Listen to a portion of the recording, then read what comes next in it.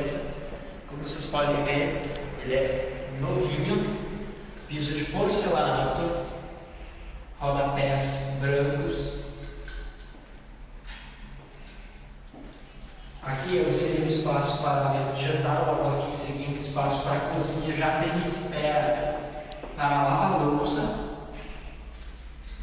Aqui é destinado espaço para fogão a gás. Já tem a saída de gás aqui.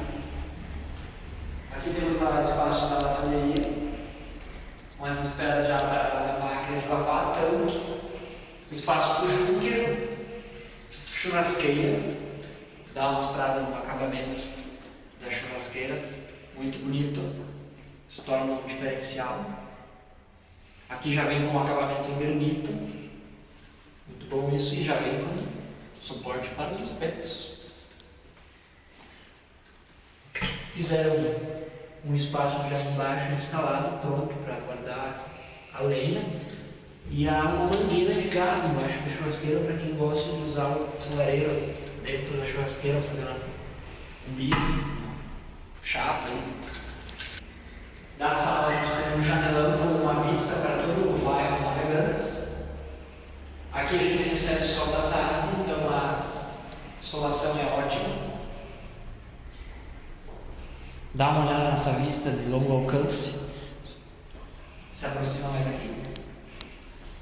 Aqui então, esse janelão é vista para a rua. Aqui não há risco de cobrirem a sua vista aqui com a rua. Isso é ótimo para casos futuros não vierem a tampar a sua vista. Aberturas em alumínio são de excelente qualidade, pouca manutenção.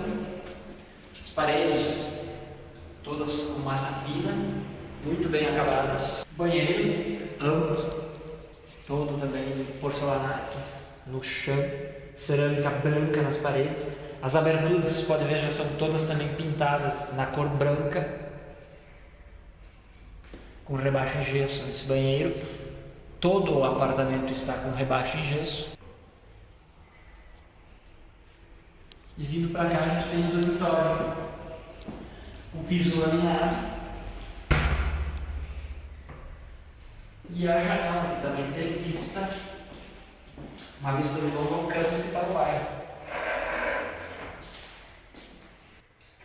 Para você que quer conhecer esse imóvel, venha conversar conosco na Império Imóveis, com nossos corretores, e entre no site www.imperiaimoveis.com.br e você poderá ver mais informações sobre estes e outros imóveis.